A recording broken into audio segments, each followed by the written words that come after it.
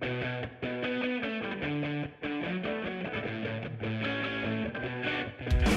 tal? Bienvenidos, bienvenidas a un nuevo programa de Tangente. Hoy con un tema muy relevante, muy de actualidad. Ya un tema que hemos machacado bastante en Tangente, pero hay que seguir relatando y cantando el Evangelio, allá donde nos dejen hacerlo. Antes de presentar a nuestros invitados, les recuerdo como siempre que le den al botón de suscribir a YouTube. Nos sirve mucho que les den like a las publicaciones, que comenten, que tengan interacción para que el algoritmo nos quiera un poquito más. Por supuesto también en las plataformas de podcast favoritas, en redes sociales, síganos como Tangente GT. Yo creo que ya no tiene pérdida. Ustedes meten Tangente GT y vamos a aparecer nosotros. Por favor, si les gustan nuestros programas, síganos. Yo sé que a algunos les gusta meterse, buscar directamente. Solo denle a seguir, no tienen que hacer mucho más, y a nosotros nos sirve muchísimo. Bueno, como bien saben, este año ha sido un año muy importante en cuanto a la discusión de la ley de competencia. Es un tema que ya se había puesto encima de la mesa en otras ocasiones en la historia de Guatemala, pero siempre se había tirado el balón hacia adelante y se había apaciguado las ansias de pasar una legislación como esta, y parece que en este contexto nuestro ya el hecho de que por lo menos se discuta en pleno una ley de competencia es prácticamente inevitable. Si van a tener los votos o no para hacer lo que quieren hacer, se verá seguramente el día de mañana, según ustedes estén viendo este programa, pero veremos cómo va esa discusión, aprovechando, ya lo tuvimos la semana pasada aquí a un invitado del evento del Consejo Nacional Empresarial, aprovechando que el Consejo Nacional Empresarial trajo a expertos en temas de competencia. Hemos querido invitar el día de hoy a Regina Vargas, experta en Derecho de Competencia de El Salvador, que ha ocupado varios puestos allí, y a Juan David Gutiérrez, que es profesor de la Universidad de los Andes y también experto en Derecho de Competencia. ¿Qué tal? ¿Cómo están? Bienvenidos los dos a Tangente. Muchas gracias. Muchas gracias. ¿Cómo se ve desde fuera esta discusión de Guatemala? Porque ustedes son unos fanáticos de temas de competencia, ¿verdad? Los dos. Así Eso es. es lo que se han dedicado su vida, es lo que les gusta, es lo que les fascina, ese tipo de cosas, ¿no? ¿Qué se dice de que uno de los últimos bastiones que no tiene derecho o temas de competencia esté ya empezando a discutir algo como esto? Bueno, yo creo que no lo hablo por El Salvador, lo hablo por Centroamérica. Hay un Comité Centroamericano de Competencia, donde el Ministerio de Economía de Guatemala tiene una CIA, y dentro de sus objetivos es también ayudarle a Guatemala a tener esta ley. Entonces yo creo que lo que se habla dentro es cómo le ayudamos a Guatemala a lograr esa aprobación de la ley de competencia tan necesaria, no solo para Guatemala, sino que para una región que está en un proceso de unión aduanera y en el cual se espera tener una libre circulación de bienes, y entonces necesitamos reglas claras del juego. Pero ¿y cómo se piensa eso desde fuera? O sea, ¿cómo dicen, los últimos de Filipinas son los de Guatemala? ¿Por qué? ¿Qué pasa ahí dentro? No se lo preguntan así desde fuera, como diciendo, mira, si tenemos en todas partes, ya en Europa, olvídense, América del Norte, olvídense, Latinoamérica, prácticamente todos los países. ¿Por qué Guatemala justo no tiene, cuando toda la región tiene?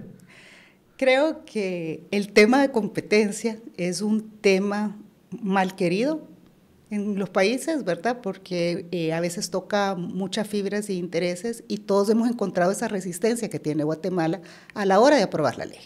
Entonces, más que preguntarnos, creo que no hay una pregunta del por qué, porque todos hemos cruzado ese camino. El Salvador pasó 14 años, tuvo N número de propuestas de ley antes de poder pasarlo. Entonces creo que como se ha ido viviendo en carne propia, tal vez en un plazo menor, pero claro, se vivió esa resistencia. ¿Y esa resistencia venía de quién en El Salvador? La resistencia venía del sector privado, ¿verdad? Como hemos estado hablando esta semana con CNE, hay una resistencia al cambio, y el cambio es en la forma de hacer negocios. Yo les comentaba que en El Salvador, previo a la ley de competencia, en el Código de Comercio se podían hacer acuerdos entre competidores para dividirse zonas, cuotas de producción. avalados ahí, y es más, había una sanción que se le podía poner a la persona que no cumpliera con esos acuerdos. Entra la ley de competencia, viene a quitar todos estos acuerdos que antes eran legales, y estos acuerdos se convierten hoy en prohibiciones sancionadas con multas. Entonces, claro, va a haber una resistencia, yo ya no me voy a poner de acuerdo y voy a tener que hacer un esfuerzo extra para ganar la preferencia del consumidor.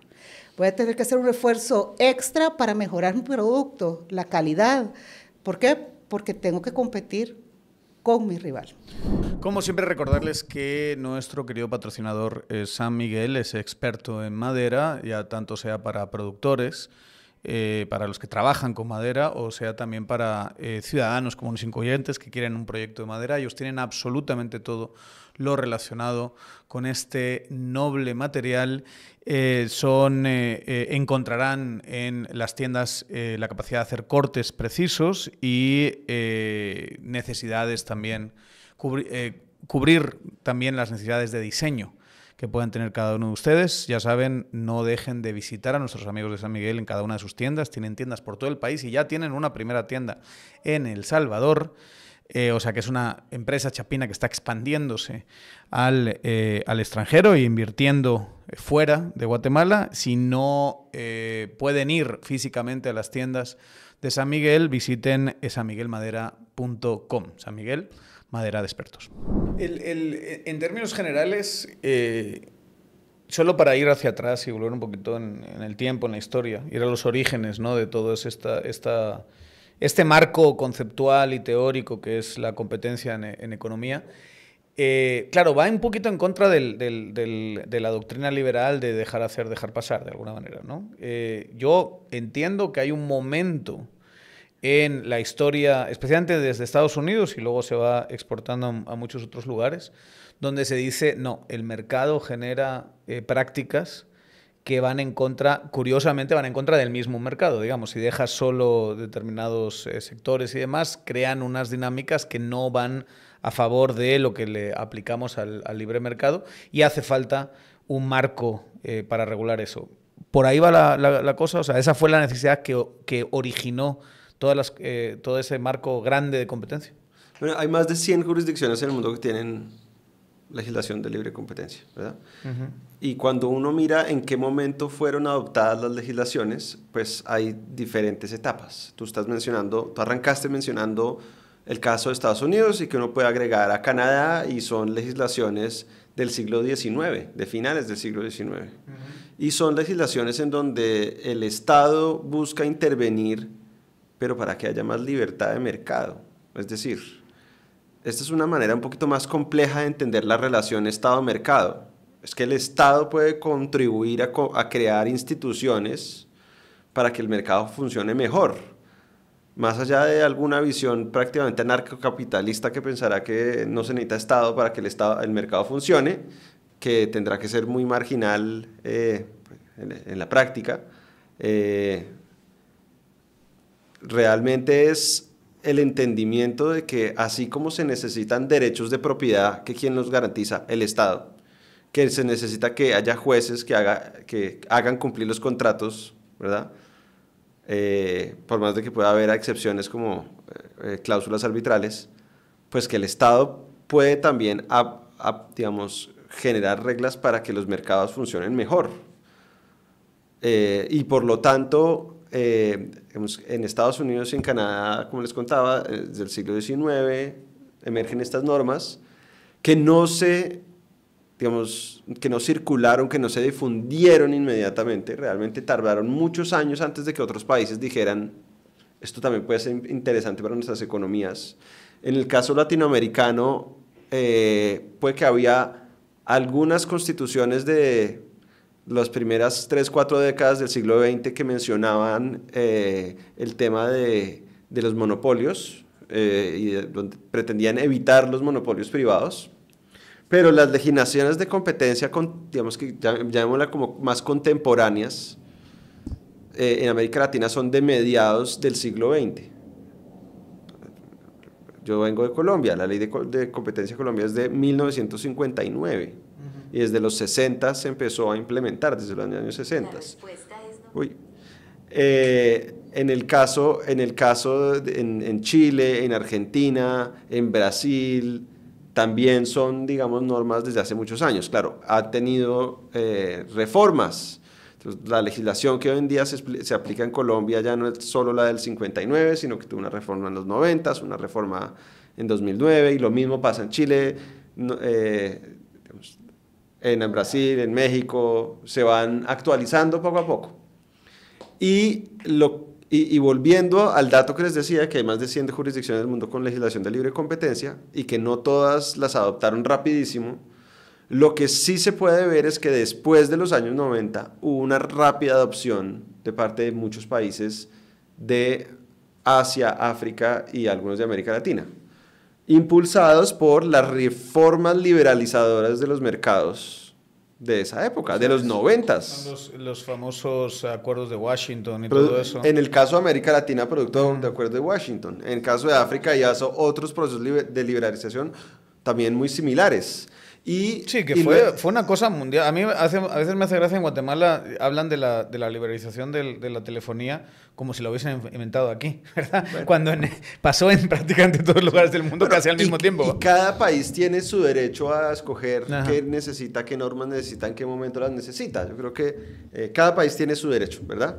Y por ejemplo, uno de los últimos países de América Latina que adoptó su norma fue Paraguay, hace algo más de una década, o un poquito menos de una década, perdón, y cuando uno se pone y mira el proceso legislativo, uno ve que había organizaciones que se oponían, ¿verdad? Y si uno echa para atrás, en todos los casos ha habido oposición de algunos sectores, ha habido oposición también a las reformas que buscan incrementar los poderes de las agencias. Una vez que ya tienes competencia, cada vez que hay una nueva reforma también tienes... Hay oposición y, como hablábamos fuera de cámaras, no solo hay oposición antes de aprobar la ley, hay oposición después de que sea aprobada para ponerle palos en la rueda a la implementación, porque estas reglas evidentemente tienen un poder de transformador, digamos, porque pues, en últimas lo que busca es que el poder económico no abuse de su condición de poder, y eso es un cambio que para muchos poderosos van a representar algo tan tangible como menos ingresos, y se van a oponer hasta siempre. Es decir, hasta que les incomode, hasta que les incomode. 5 reformas igual a la sexta va a haber, sí, va a haber una... y de maneras más sofisticadas. Sí. Entonces, por ejemplo, en Colombia en algún momento hubo una reforma en el año 2009 y una asociación gremial aprovechó digamos, esa ventana de oportunidad para demandar algo que se llama como control de concentraciones, que es un proceso que regula la manera como se adquieren las empresas o se fusionan las empresas, y ellos lo que querían era acabar con el control de concentraciones en Colombia, y lo hicieron a través de una demanda de inconstitucionalidad. La Corte Constitucional colombiana falla diciendo, no, si la ley es acorde con la Constitución de Colombia y no hay ningún problema, sigan adelante, pero ellos hicieron el intento, ellos quisieron, digamos... Ya saben, también, si quieren tener bien cuidados y con salud a sus mascotas, Bravecto de 1 año de duración lo van a poder encontrar en las veterinarias, también Bravector Plus para gatos, todos con el distintivo, y esto es muy importante, el holograma. Asegúrense que el producto viene en la cajita y que el producto ingresó, les garantiza que el producto ingresó de manera legal en el país, ¿no? Entonces, busquen Bravecto en la cajita con el holograma, que es puesta en las bodegas de aquí de Guatemala, y van a tener muy bien cuidados a sus mascotas. Me da la sensación, aún más, tengo la sensación de que Guatemala es una anomalía, cuando incluso en América Latina se vienen desde décadas y décadas trabajando esta clase de cosas, esta clase de procesos de reforma, de discusiones, de cambios y demás. Es como que se ha ido aceptando en el resto del mundo, por ponerlo de esta manera, que hay ciertas prácticas que dañan la competencia del mercado. Por ejemplo, la más clara es colusión de precios. Si tienes tres empresas que que te venden medicamentos y un día dicen, ¿saben qué? Tomémonos un café, las 3 vamos a decir los precios y vamos a salir ganando las 3, que si nos ponemos a competir bajamos los precios y el consumidor se beneficia, pero nosotros nos perjudicamos, ¿no? Entonces, esa es una muy, muy clara en ese sentido. Da la sensación de que es aún más, como digo, una anomalía Guatemala en medio de eso. Y que después las discusiones son, una vez que hemos aceptado ese mínimo, ese piso, luego ya empezamos a ver cómo tenemos que modificar esta ley. Pero el piso ya está aceptado por casi todos, ¿no? Sí, la verdad que la ley de competencia trae muchos beneficios y creo que también hay una mala información respecto a que cuando se habla de ley de competencia se piensa en las grandes empresas. Nunca se piensa en un emprendimiento, en una pequeña, mediana empresa y cómo ésta se puede ver beneficiada de una ley de competencia a la hora de eliminar barreras a la entrada, porque también recordemos que una ley de competencia no solo es sancionar con multas, ¿verdad?, sino que es también una ardua labor de promoción, de entender cómo están funcionando los mercados, si hay barreras en los mercados, la contestabilidad del mercado, cómo está como tal, ¿verdad? Entonces tiene muchas otras herramientas la ley para la autoridad para restablecer el orden y creo que hay las anomalías o mucha de la resistencia se da porque piensan que solo es para pegarle palos a los grandes y no entender que es para disciplinar. Como un castigo, ¿verdad? Como un castigo.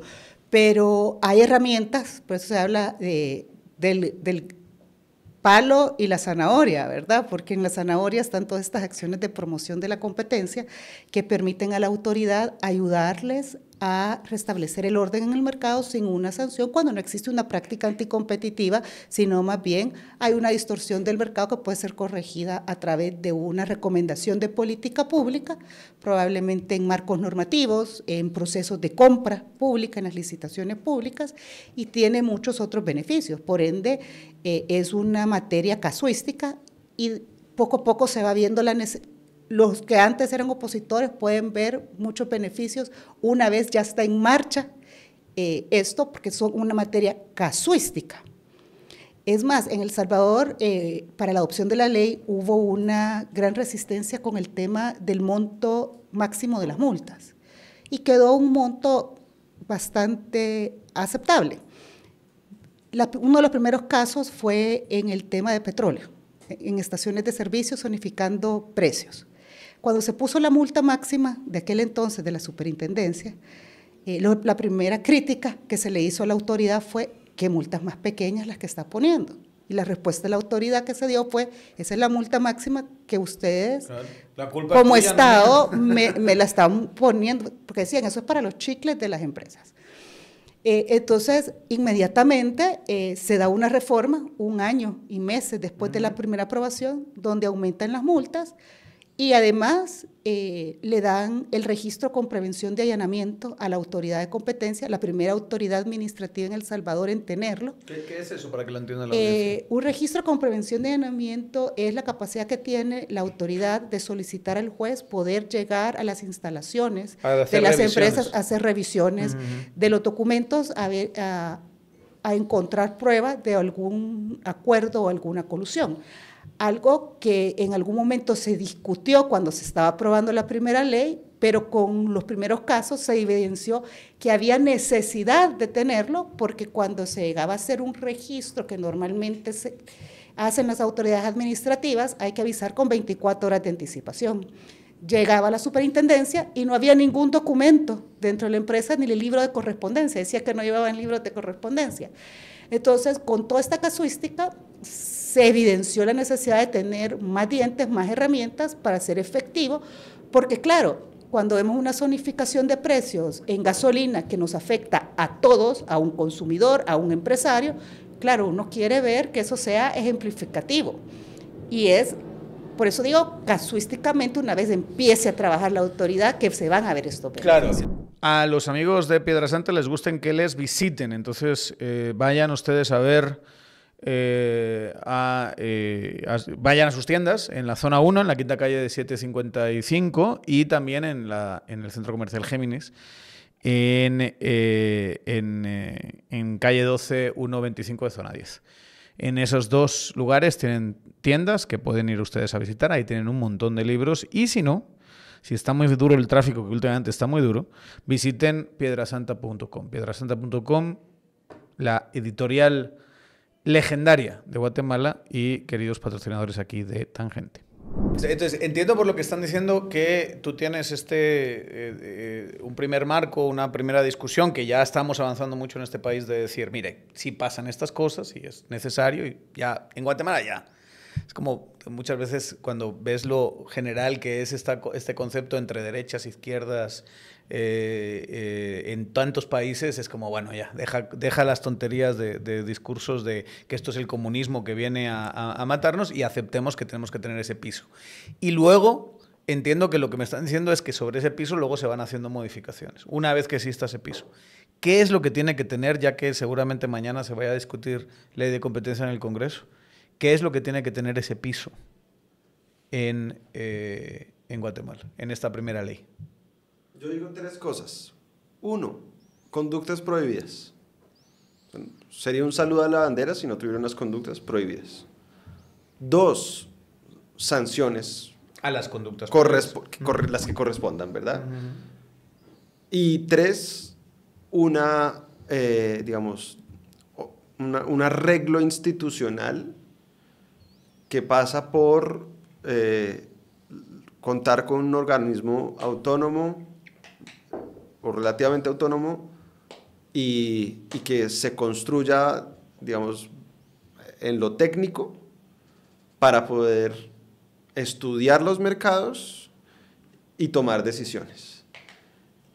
Que si la ley tiene o no tiene un control de concentraciones, que si tiene programa de clemencia, que si puede haber una que otra excepción, yo creo que todo eso se puede discutir y no hay una sola manera de organizarlo.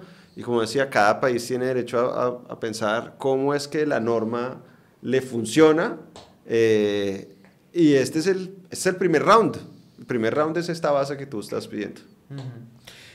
Ustedes han estado dándole seguimiento a través de Compite Guate, el proyecto del Consejo Nacional Empresarial. Han estado dándole seguimiento a estas discusiones, digamos. Y ustedes han tenido acceso a la ley que está encima de la mesa. Sí. De hecho, las últimas versiones, claro, en la discusión se pueden hacer, ya sea mañana, ya sea pasado, ya sea a principios del año que viene, da la sensación de que vamos a tener esto en el Pleno. Sí. Con lo que ustedes han visto, ¿cumple esas tres condiciones, lo que hay encima de la mesa? ¿Tenemos algo, un esqueleto sobre el que construir? Bueno, yo sí creo que es algo, una ley que se puede empezar a construir a partir de ahí, porque creo que es una lección aprendida para todos, es que no hay una ley perfecta. La ley perfecta de ahora no va a ser, va a haber que sufrir modificaciones en un futuro. O no va a servir para nada para ciertos mercados o para ciertas conductas. La Unión Europea tiene su tratado, donde de los artículos 101 en adelante está el tema de competencia, ¿verdad? Y ahora están adoptando una ley del Digital Market Act, porque ya están los mercados digitales aquí. Entonces, no es que la otra haya quedado en desuso, pero es para mercados tradicionales y estamos adoptando para mercados digitales ahora la ley. Claramente van más avanzados que nosotros aquí en Latinoamérica, pero es una forma de decirles, los mercados son cambiantes y frente a eso la ley no se puede quedar atrás y tiene que mantener estos elementos y que los comparto. Los manifestados por Juan David, hablando también de una autoridad independiente, pero no solo administrativa, sino que en la toma de decisiones para que éstas sean técnicas, económicas y jurídicas, ¿verdad? Porque recordemos que es una ley donde se mezcla leyes con economía para poder determinar una práctica anticompetitiva. Ahora que vienen los convivios, se vuelve especialmente importante empezar a prepararse con Party Smart para lo duro que se viene de diciembre, que ya se sabe que Guatemala cómo se los gastan los convivios. Tómense una pastillita al empezar a beber el alcohol, el ponche o el champán o lo que sea que estén tomando, las mimosas si es por la mañana. Siempre con moderación, por favor, siempre teniendo cuidado con el carro. Pero los beneficios que van a ustedes a tener es que siempre y cuando coman y beban agua y se tomen su Party Smart, van a amanecer muchísimo mejor que si no lo hubiesen hecho. Y sobre todo van a cuidar de su hígado a largo plazo. Como siempre les digo, están en farmacias, están en supermercados, están en Super 24. Una cajita 100 quetzales, tienen 10 pastillas. Bueno, merece la pena la inversión. Ya sobre todo cuando se alcanza determinada edad y hay que empezar a pensar, aunque habría que empezar a pensar desde joven, pero bueno, hay que empezar a pensar mucho más si tienes ya de cierta edad en cuidar tu hígado de aquí a futuro. Party Smart, asequible y funcional. O sea que sobre esto podríamos hacer algo interesante. ¿Tú estás de acuerdo? Lo voy a poner en términos como futbolísticos. Imaginemos que vamos a jugar contra un muy buen equipo por fuera de casa de visitantes y me preguntan, ¿usted firma el empate? Yo digo, sí, firmo el empate. No es el que me va a sacar a celebrar en la calle, no es el que me va a dejar con una sonrisa, pero quedo tranquilo y digo, sí, está ok. Sí, termina el partido, tal, le hacen la entrevista con el micrófono. Bueno, hicimos lo que pudimos, pero bueno, el resultado de cara al siguiente partido no es malo. Creo que cuando estemos en nuestro campo eso ya va a ser distinto, no sé qué. Así literal, ¿verdad? Lo veo yo. O ya dicho, yo sé que ya es como la segunda vez que hablamos de estos temas y volvemos a sacar ejemplos futbolísticos del Real Madrid, pero como dice, como cuando hay un empate de esos, Carlo Ancelotti dice 90 minutos en el Bernabéu, es molto longo. Entonces eso es lo que nos falta. O sea, es como, esto es muy largo y en el proceso vamos a poder tener muchas más discusiones, vamos a sacar muchos más reglamentos, vamos a tener casos específicos, vamos a poder vender incluso fracasos como éxitos, en el sentido de eso de las gasolineras, ¿no? Planteo una multa, la multa es muy baja y eso aviva un debate que lleva a mayores multas, ese tipo de cosas, ¿no? Sí, eso es orgánico, eso está bien, eso está dentro de la idea de que cada país tiene derecho a establecer sus reglas y que más le convengan. Y de hecho, seguramente este proyecto es mejor que las primeras normas que tuvieron los países latinoamericanos cuando las emitieron hace tantas décadas. Sí. O sea, ¿verdad? Peras con peras, cuando lo comparas no con la ley que hay ahora en tal país, sino cuando lo comparas en la primera ley de Colombia, esta es mejor que la primera ley de Colombia. Seguro, sí. Y o sea, a mí me parece una postura muy pragmática y muy interesante, pero si tuviesen que decir de lo que ustedes han leído, de lo que hay ahora mismo encima de la mesa de la ley guatemalteca, ¿qué es lo que más ruido les hace? ¿Qué es lo que les deja con una sensación de esto sí está mal? Aunque se puede vivir en ese mundo, digamos. Sí, no, a mí me parece que hay unas excepciones muy generosas para unos sectores económicos. ¿Para quién? Para sectores agropecuarios.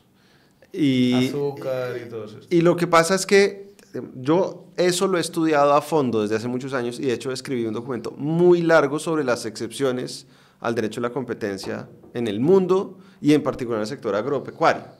Y existen en países como Estados Unidos, en Canadá, en Israel, y no es que estén malas, no es que sean malas per se, solo que en los demás países son excepciones mucho más acotadas, son excepciones a conductas muy específicas que identifican que realmente pueden ser más beneficiosas permitirlas que no permitirlas, y no simplemente cartas blancas, o como que parece carta blanca, como usted decía, haga lo que quiera acá. No, eso me parece, pues que sería es un poquito una rareza, sería una excepción, digamos, a lo que uno encuentra en otros países. Y que, o sea, ahí sí se han salido un poquito de la doctrina y han hecho, pero no creo que le hayan dicho el azúcar está fuera o no sé qué, sino cómo lo formulan, qué es lo que están haciendo.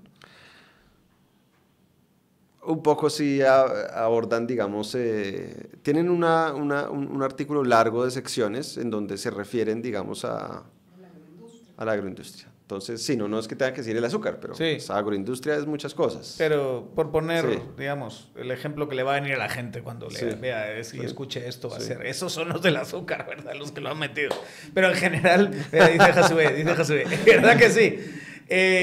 Pero, digamos, lo que dice es, estos están fuera, ¿por qué? ¿Cuál es la argumentación o cuál es la lógica de lo que están diciendo ahí? Bueno, es que en el proyecto de ley no hay una argumentación, ¿no? Es o sea, más la, ¿cuál es el el articulado. sustrato, digamos, del articulado? Ahí. De las excepciones. Ujú. La verdad que así la justificación por detrás realmente yo no la tengo. No hay No, forma no, de justificarlo al final técnicamente. no lo veo el por qué justificar la excepción.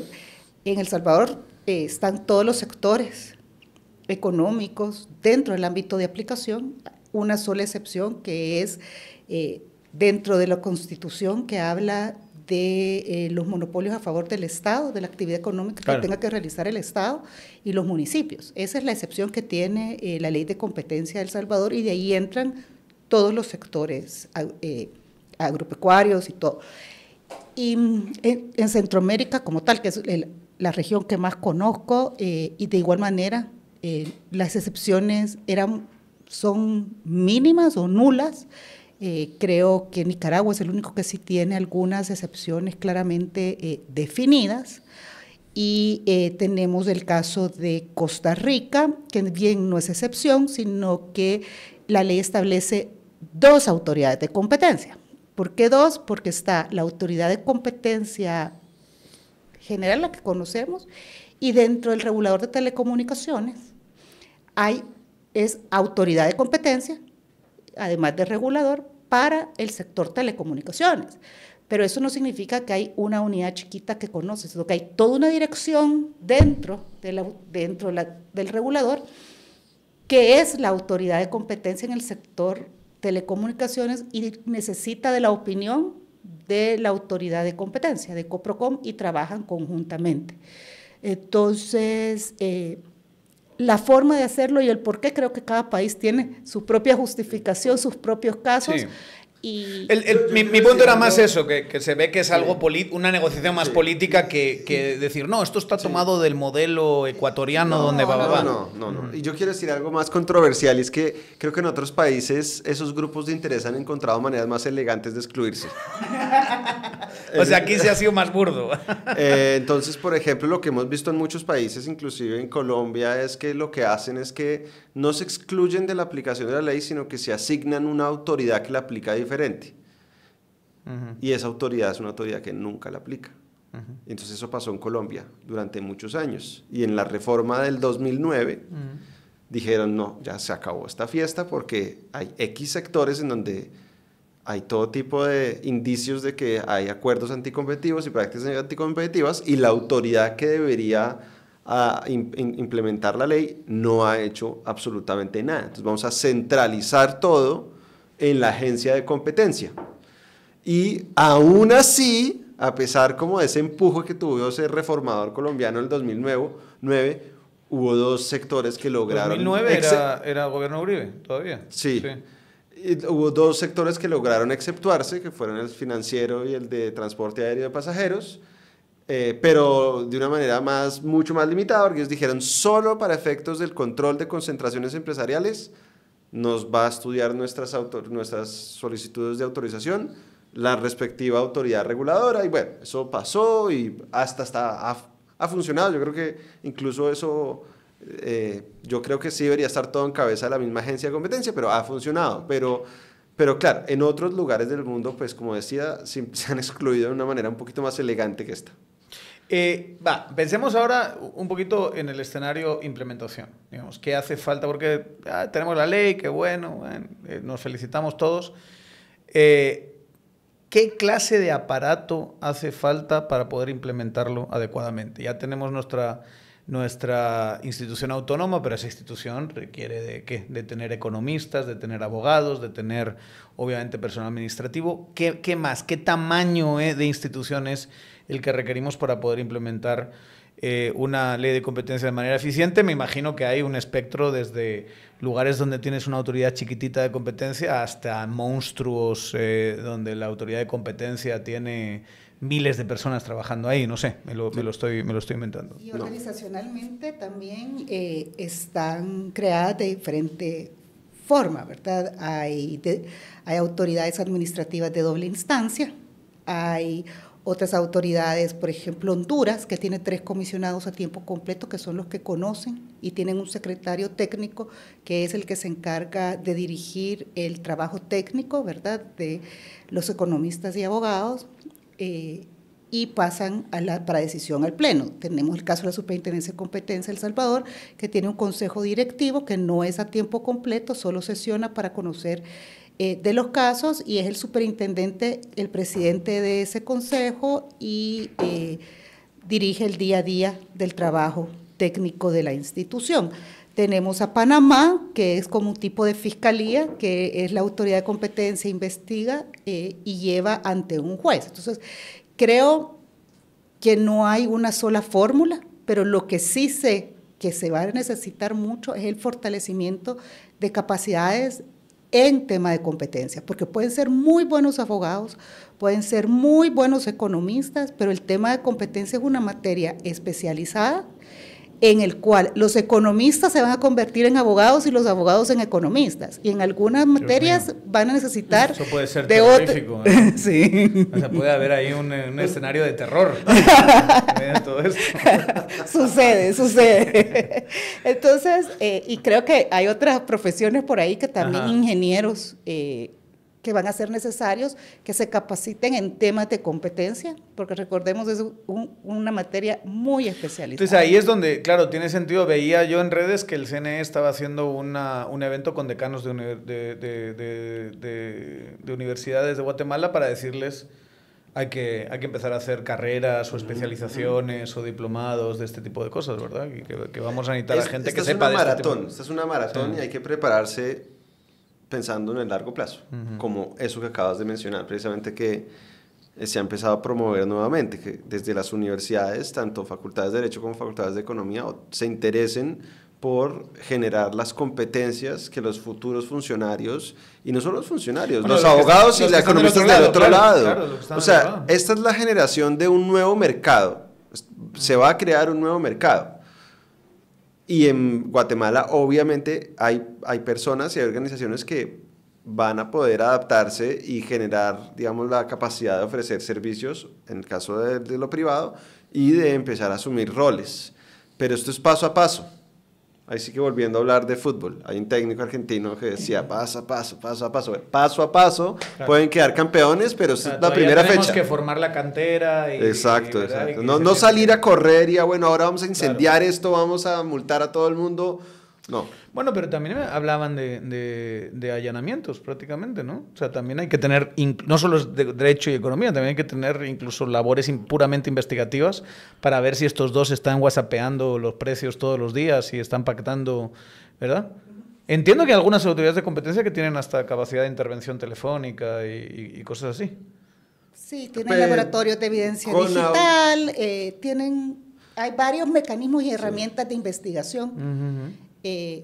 Que con la casuística y el mercado de cada país se van viendo la necesidad de ir construyendo estas herramientas o adquiriendo estas herramientas que al final vienen siendo herramientas también costosas, pero yo creo que, como digo, lo primero es capacitar al cuadro técnico que va a hacer estas revisiones para que realmente los casos salgan con el impacto esperado en los mercados, ¿verdad? Y esto nos vaya dándole a Guatemala hacia la visión de hacia dónde va a necesitar un fortalecimiento legal. Y eso es lo que iba a preguntar. Lo primero que tiene, o sea, asumamos que ya tenemos más o menos un cuerpo de especialidad. Creo que hay una primera etapa que necesariamente va a tener que venir de fuera, o sea, va a tener que venir de expertos internacionales que vengan a capacitar a cuadros aquí o que directamente hagan consultorías específicas. ¿Qué es lo primero que hay que hacer una vez que tienes la capacidad? Investigar. O sea, investigar me refiero a una investigación así como de mercados general, decir, bueno, dónde están las concentraciones, dónde están las potenciales prácticas y tener primero un mapa antes ya de empezar a ver casos concretos. Bueno, en El Salvador, la ley se aprobó en noviembre del 2004, entonces previo a la operación que inicia en enero de 2006, en el vacatio legis que fue otorgado de 1 año, lo que se realizaron fueron estudios de mercado en sectores estratégicos y transversales en la economía. Se estudió el tema de la energía eléctrica, el transporte de carga, terrestre de carga, las telecomunicaciones, creo que eso, gas licuado de petróleo, si no me equivoco, iba en estos estudios sectoriales, donde estos estudios lo que tienen es realmente la función de caracterizar el sector. Es como tomarle una radiografía, no una foto, una radiografía para ver dónde está el hueso quebrado. Y esto no significa que va a iniciar una investigación de lleno, sino más bien lo que hace es, hay otros mecanismos, como hablé de opiniones de reformas a ciertas leyes sectoriales que pueden estar causando barreras dentro del mercado o bien puede aparecer una práctica anticompetitiva que tenga que empezar a investigar la autoridad. Entonces, nosotros empezamos en El Salvador por ahí, por estos estudios sectoriales y adicionalmente hacer eventos para dar a conocer la ley y que las personas pudiesen identificar si estaban presente una situación como la que se planteaban en estos eventos y pudiesen llegar a denunciar a la superintendencia. Porque si tiene la capacidad de iniciar una investigación de oficio o por denuncia. Entonces, por ende, había que hacer estudios para verlo. Entonces, si tú eres un empresario que siente que está en un mercado donde dos grandotes se están poniendo de acuerdo en los precios y tú estás, iba a decir una mala palabra, ¿va? Pero comiendo M o comiendo mal, entonces tú puedes llegar y decir, mira, están jugando mal las reglas de juego, árbitro, el VAR, ¿verdad? Y no solo los competidores, el famoso caso de las harinas de El Salvador, que es un caso emblemático, ese se inició por una asociación de panaderos, un grupo de panaderos. Claro, que eran los compradores. Que eran los compradores y los insumos estaban demasiado caros, acompañados de la Defensoría del Consumidor, que llegaron a presentar quejas ante no una denuncia, quejas que ya empiezan a levantar indicios que si hay práctica anticompetitiva o no.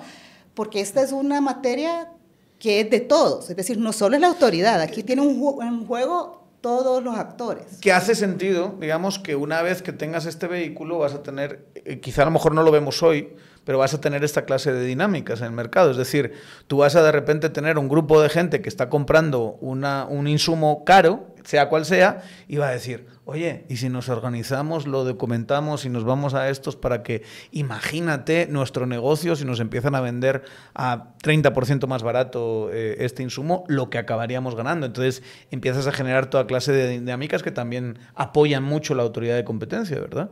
De alguna manera. Yo quiero hacer una precisión y es que las agencias de competencia no pueden hacer intercepción de comunicaciones por sí mismas, sino que tienen que hacerlo con autorización de un juez. Entonces tiene que haber como una fiscalía especializada en competencia. No, puede ser que la agencia de competencia le solicite a un juez para poder hacer esa interceptación. En otros países, que son la minoría, más que interceptación, lo que sí pueden hacer es ir a las oficinas de la empresa y solicitar acceso a los computadores, a los teléfonos un allanamiento institucionales. Un allanamiento. Es como una, digamos, se llama inspección administrativa porque es una autoridad administrativa. No es como que se lo estás pidiendo, digamos. Es claro, como tú tienes la obligación, la autoridad de entrar y tomar esa información. Sí. Yo estoy de acuerdo con Regina que es importante que la autoridad empiece aprendiendo a estudiar mercados a través de este tipo de estudios de mercados y a través de conceptos sobre regulaciones. Estoy completamente de acuerdo, pero en esto, como en muchas otras cosas de la vida, acá se aprende haciendo. Entonces, en el momento en que haya un equipo de investigadores, abogados y economistas disponible y hay una denuncia, llega una denuncia con suficientes indicios que ofrezcan el mérito a iniciar la investigación, hay que arrancar. Con toda certeza, en algunas investigaciones van a aprender cosas de cómo se hace esto. Porque, por ejemplo, tienen que aprender a poder hacer investigaciones que sean tan respetuosas del debido proceso como que el día de mañana, si sancionan, un juez no va a decir, un momento, ustedes vulneraron el debido proceso al investigado, anulada la decisión. Entonces, las autoridades de competencia de América Latina tienen mucho cuidado porque saben que sus decisiones van a ser controladas jurisdiccionalmente. El que pierde, el que es sancionado, sí o sí. Me puedo imaginar en Guatemala la cantidad de amparos que van a poner ahí a instituciones, por ejemplo, de decir, no, se ha violado mi derecho. Y hay que aprender, o sea, eso tiene que internalizarlo la autoridad para saber cómo mitiga eso o que si sucede ya sabe cómo defenderse. Y eso es algo que se aprende haciendo, no se puede de otra manera. Y eso es una práctica usual, los amparos y recurrir ante sede judicial. En El Salvador el 90% de las decisiones son recurridas en sede judicial y es más, la superintendencia se ha amparado frente a decisiones que ha tomado la Sala de lo Contencioso Administrativo, se ha amparado en la Sala de lo Constitucional y se ha ganado. El caso de la harina es un caso que en sede contencioso administrativo lo echaron para atrás por el tema del allanamiento. Era un tema de que la ley de competencia establece que había que usar el código de comercio, los registros, y el Sala de lo Contencioso dijo que no habíamos utilizado el código penal. Entonces echaba para atrás toda la investigación. Y nos amparamos ante la Sala de lo Constitucional, y fue un pleito de amparo en la Sala Constitucional que le da la razón a la superintendencia y le manda a decir a la Sala de lo Constitucional que tiene que volver a emitir sentencia. Entonces, pero todo esto, te estoy hablando, son casi 9 años en un pleito legal en sede judicial. Por ende, también ese es otro trabajo que tiene la autoridad de competencia, que es el defender sus casos en sede judicial, porque el 90% son recurridos. O sea que tenemos, no, claro, nos queda muchísimo. Y otra cosa. Aquí nos vas a volver a invitar a hablar. Sí, claro. No, y además, digamos, por eso me parece tan interesante el proyecto de Compite Guate, va a hacer mucha falta gente de fuera que ya tiene estos arcos, digamos, de aprendizaje, que ya ha visto estas cosas, que ha estudiado las distintas aristas, que venga aquí a poner debates encima de la mesa, porque estamos en pañales. O sea, yo no he visto demasiados estudios alrededor de mercados, por ejemplo. Se han hecho unos comienzos muy imperfectos y tienen que ir mejorándose, pero sustantivamente. Y las capacidades de aquí y todas las cosas que hay que ir haciendo. Y esto es muy importante. Hay que empezar ya, desde ya. Aquí lo escucharon primero. No va a ser una ley de competencia y de repente, como si lo aprueban en enero, del 23 de enero, de repente el 3 de febrero ya no hay monopolios, porque la gente también se pone de unas ansiedades terribles, sino que es un proceso muy largo que va a requerir de iteración, de cambios, de reformas, de casos, de líos judiciales y demás, y quizá a lo mejor en 10, 15, 20 años vamos a empezar a ver de verdad la economía sometida a pues estrictos regulaciones de competencia, ¿no? Y yo le quiero sumar un elemento más, y es el plazo para realizar la investigación. Es decir, como usuarios, como consumidores, estamos acostumbrados que vamos a la Defensoría del Consumidor y en un corto plazo nos tienen resuelto nuestro problema. Una investigación de competencia toma alrededor de 1 año a 2 años el poder realizar el análisis de una investigación, porque es un análisis económico que después hay que llevarlo al tema jurídico y crear todo la resolución del caso. Entonces, es largo, hay que cuidar del debido proceso también, ¿verdad? Las audiencias, testigos, todo lo que hay que tener es de 1 año a 2 años para que salga un primer caso. Entonces, si se aprueba el día de mañana la ley, se abre pasado mañana un caso, en 1 año va a empezar a salir el primer resultado de una investigación, porque no es algo inmediato. Claro. Bueno, pues nos va a dar mucho tiempo a invitarles varias veces aquí al programa de Tangente. Gracias por dar esta perspectiva. Muchas veces la gente pone estas ideas encima de la mesa y no sabemos muy bien qué significa ley de competencia, pero sobre todo no sabemos qué significa una autoridad de competencia y lo que hace y cómo lo hace y cuánto tiempo tarda, etcétera, etcétera. Yo creo que esa es una conversación que vamos a tener muchas veces y que vamos a tener que repetir una y otra vez en espacios como este. Muchas gracias, Regina, por estar aquí con nosotros. Gracias a ti. Muchas gracias, Juan David. Gracias. Y gracias a todos ustedes por haber estado atentos, como siempre, al programa. Les recuerdo, denle a suscribir, denle a notificaciones, síganos en nuestras redes sociales, interactúen con lo que publicamos y nos vemos en la siguiente.